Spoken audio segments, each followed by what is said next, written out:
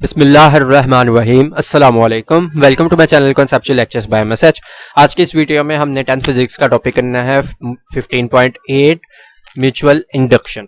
तो सबसे पहले इसकी डेफिनेशन करते हैं। The phenomenon of production of induced current in one coil due to a change in current in neighbouring coil. तो जब किसी एक कॉइल में से हम करंट चेंज करेंगे तो उसके नजदीक पड़ी हुई दूसरी कॉइल में करंट इंड्यूस हो जाएगा। क्या मतलब है इस म्यूचुअल इंडक्शन का कि जब हम एक कॉइल में से करंट चेंज करेंगे तो उसके साथ वाली कॉइल का के अंदर करंट इंड्यूस हो जाएगा। करंट क्यों इंड्यूस होगा ये एक प्रो फिनोमेना है, ये हम डिस्कस करेंगे। डेफिनेशन क्या है कि जब हम फॉर एग्जांपल एक कॉइल में से करंट चेंज करेंगे तो उसके साथ पड़ी हुई बी कॉइल में करंट इंड्यूस हो जाएगा। अब इसको समझते हैं कि ये क्या कहना चाहता है। इसको समझने के लिए हमने क्या करना है, एक्सपोज करना है कि एक दो कॉइल्स हैं ए और बी, और उन दोनों को हमने क्या किया, साथ साथ रख दिया है। ए को हमने बैटरी और स्विच के साथ कनेक्ट कर दिया और दूसरे को हमने गैल्वेनोमीटर के साथ कनेक्ट कर दिया ताकि उसमें हम इंड्यूस करंट को देख सकें। आपको पता है गैल्वेनोमीटर किस लिए यूज होता है, करंट की डिटेक्शन के लिए। तो अगर बी कॉइल में करंट इंड्यूस होगा तो गैल्वेनोमीटर से डिफ्लेक्शन शो हो जाएगी। तो हमने क्या ऑब्जर्व किया कि जैसे जैसे हमने ए का स्विच क्लोज किया है तो गैल्वेनोमीटर में एक मोमेंटरी डिफ्लेक्शन आई है, और इसी तरह जब हम स्विच ओपन करेंगे तो फिर गैल्वेनोमीटर ने दोबारा से डिफ्लेक्शन उसकी शो की है। अब ये जो डिफ्लेक्शन इसने शो की है ये क्या है, ऑपोजिट डायरेक्शन में है। ये आपने याद रखना है कि जब हम स्विच को क्लोज करेंगे तो एक डिफ्लेक्शन शो होगी, और जब हम स्विच को ओपन करेंगे तो दूसरी डिफ्लेक्शन शो होगी, लेकिन वो ऑपोजिट डायरेक्शन में होगी।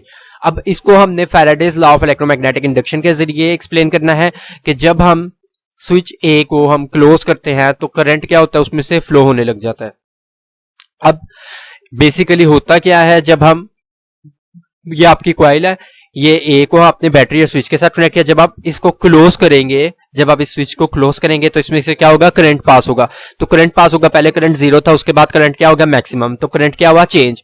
अब ये चेंज करंट होने की वजह से इसमें क्या, जो मैग्नेटिक फील्ड इंड्यूस हुई वो भी क्या हुई, चेंज हुई।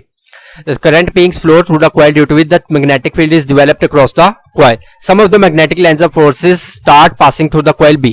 अब इसमें जो magnetic lines of forces produce हुई वो साथ वाली coil में से भी पास होंगी, magnetic lines of forces। अब जब magnetic lines of forces साथ वाली coil में से पास होंगी तो क्या होगा, तो करंट उसमें क्या हो जाएगा, चेंज हो रहा है, तो इसलिए मैग्नेटिक लाइंस ऑफ फोर्सेस भी क्या होंगी, चेंज, जिस वजह से करंट उसके अंदर क्या हो जाएगा, इंड्यूस हो जाएगा अल्टीमेटली। क्यों, क्योंकि इसमें हमने क्या किया था, करंट चेंज किया था। कैसे किया था, पहले जीरो था, जब हमने स्विच क्लोज किया तो अचानक से मैक्सिमम हो गया करंट, अचानक से जीरो से मैक्सिमम हो गया, करंट चेंज हुआ। चेंजिंग करंट की वजह से मैग्नेटिक फील्ड इंड्यूस हुई जो कि वो भी चेंज हुई। अब मैग्नेटिक लाइंस ऑफ फोर्सेस इसमें से पास हुई तो इसमें से भी मैग्नेटिक फील्ड चेंज हुई। अब इसमें से मैग्नेटिक फील्ड चेंज होने से क्या हुआ, करंट इंड्यूस हुआ, जो कि गैल्वेनोमीटर की डिफ्लेक्शन से हम देख सकते हैं। इसके बाद हमने क्या देखा कि जब हम करंट को स्टेडी कर देना है, कांस्टेंट कर देना है, स्विच को हमने ऑन ही रखना है, क्लोज ही रखना है, तो क्या होगा, number of magnetic lines of forces वो भी कांस्टेंट हो जाएंगे, वो भी चेंज नहीं होंगे। तो इसलिए अब जो मैग्नेटिक लाइंस ऑफ फोर्सेस हैं वो चेंज नहीं होंगी, तो जो इंड्यूस्ड करंट है वो जीरो हो जाएगा, उसमें करंट इंड्यूस नहीं होगा क्योंकि magnetic lines of forces change नहीं हो रही, there is no more change. तो इसलिए क्या होगा, करंट कांस्टेंट हो जाएगा, करंट जो है वो इंड्यूस नहीं होगा क्योंकि ए में करंट कांस्टेंट हो गया, बी में करंट इंड्यूस नहीं होगा। जब इसमें करंट कांस्टेंट हो जाएगा, इसमें करंट इंड्यूस नहीं होगा। इसके बाद थर्ड देख लेते हैं कि जब हम स्विच को क्या करते हैं, ओपन करते हैं, तो ओपन करेंगे दोबारा से फ्लो ऑफ करंट क्या होगा, स्टॉप हो जाएगा। तो मैग्नेटिक लाइंस ऑफ फोर्सेस क्या हो जाएंगे, मैक्सिमम से अब जीरो हो जाएंगे।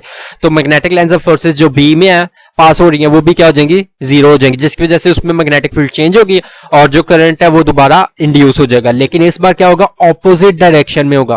क्या होगा, ऑपोजिट डायरेक्शन में होगा इंड्यूस। कि जब हम इसको दोबारा से ओपन करेंगे तो जीरो से क्या हो जाएगा, current maximum, magnetic lines of forces भी क्या हो जाएंगी, मैक्सिमम से जीरो।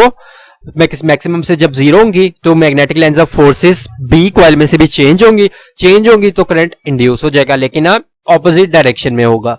तो ये था आज का टॉपिक। उम्मीद है आपको वीडियो पसंद आई होगी। वीडियो को लाइक जरूर कर दें, चैनल को सब्सक्राइब कर दें। Thank you so much.